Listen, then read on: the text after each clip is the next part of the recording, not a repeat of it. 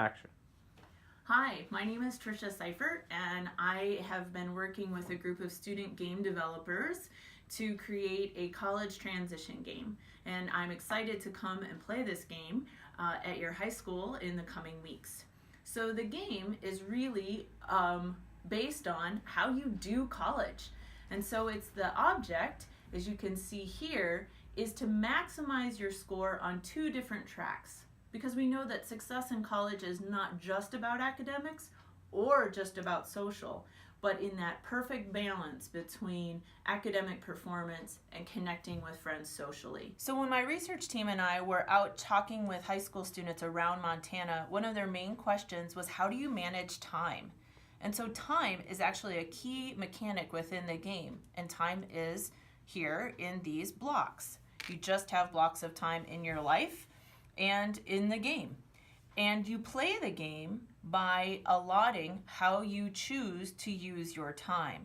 And so you start every week with 12 blocks.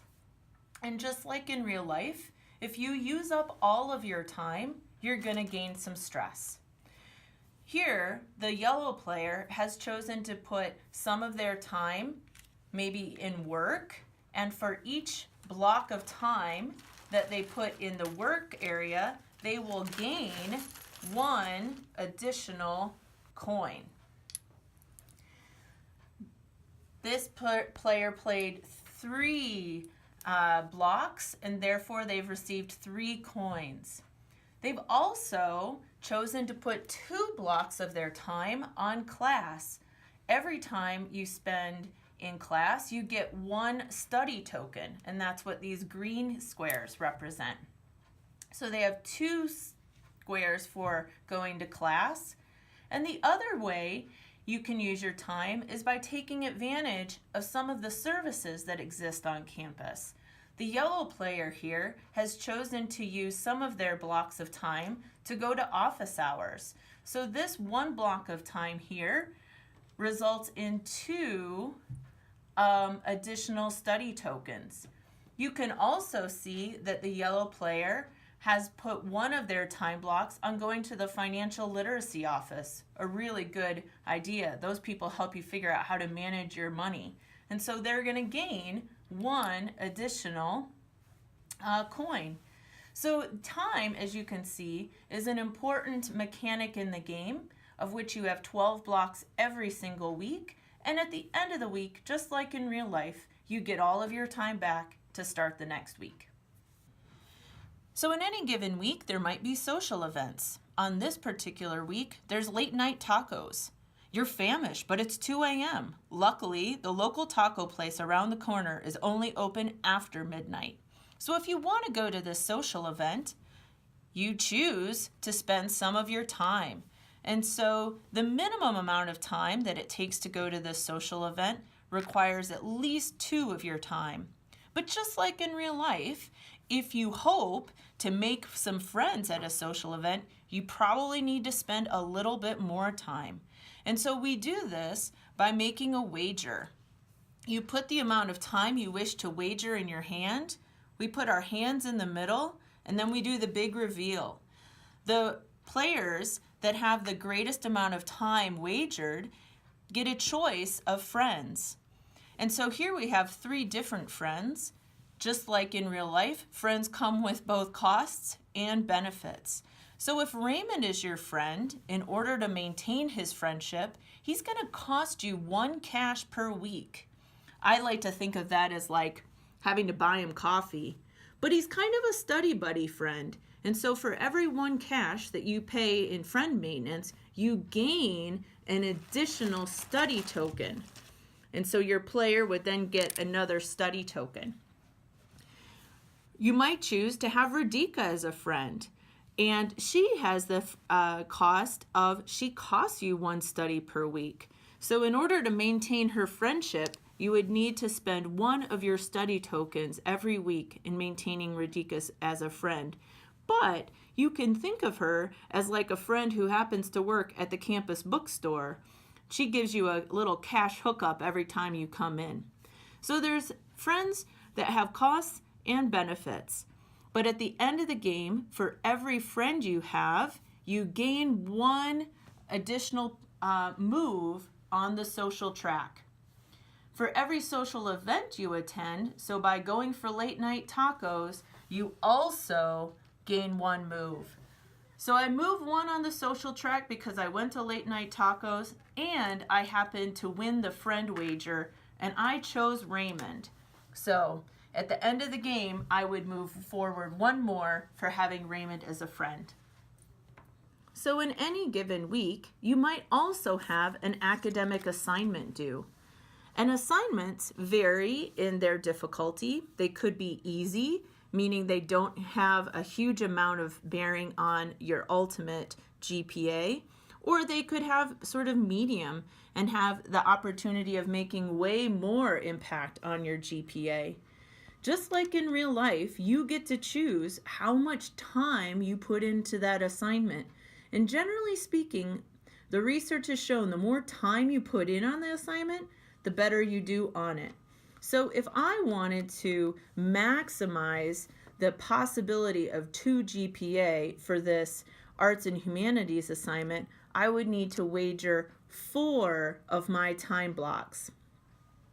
And for doing so, my yellow person gets to advance 2 on the GPA scale. Where the challenge in the game and the strategy comes from is having to decide how you're going to use your time across all of these different possibilities of going to social events, spending time on your academic assignments, maybe working, maybe taking advantage of some of the campus services, going to class. There's a lot of ways to use your time, and the main challenge in the strategy of the game is figuring out the best distribution of your time blocks. Life happens. Sometimes that life event is a pretty awesome one, and sometimes it's not so great. And in the game, life happens just like in college. Here, someone got a free dinner and gets to gain 2 additional coins because it's money they didn't have to spend. But you might also have a life event that's not so great. In this case, you told a joke on campus, maybe in the dining hall, and you forgot the punchline. Wah, wah, wah. And so, to resolve that, you lose, yellow player, 1 on the social track. There's a whole host of different life events that may take place during the game, and you never know whether life will be a positive thing or if something not so great will happen, and it might cost you both time and money. So in college, there's a couple key points. One is at midterms, and then of course at finals. So here, the yellow player has a whole stack of green study tokens where they'll redeem in week 5, which is midterms, and then again in week 9, which is finals.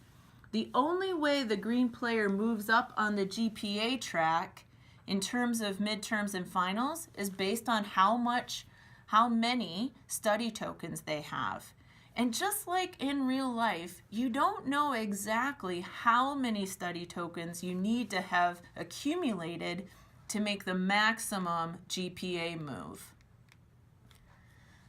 But you'll want to go to class, you'll want to take advantage of opportunities to gain study so that you can make the ultimate moves on the GPA scale. And just like in real life with college, you'll have to pay tuition. So we start each game with 3 cash, and you can think of that as the money that you started the semester with from all the work you did over the course of the summer. By the end of the game, your player will need to have at least 10 tokens in cash to pay for the next semester's tuition. How you choose to earn that cash may be a combination of going to work, taking advantage of services like in the financial literacy office or scholarship opportunities. There's a number of ways to gain cash, but you'll need to do so in order to pay your tuition. At the end of the game, we sum up the winner based on the total that your player has on the GPA scale, plus the score on the social scale minus any stress that you may have accumulated over the course of the semester. And if you don't have 10 cash to pay your tuition, that also comes off your final score.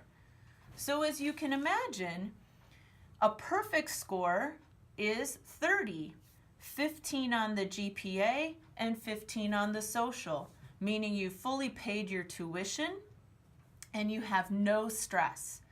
I'll be honest, just like in real life, I've never seen a perfect score, just like I've never seen a perfect semester. Part of college is figuring out the balance, and that's what the strategy is here in this game.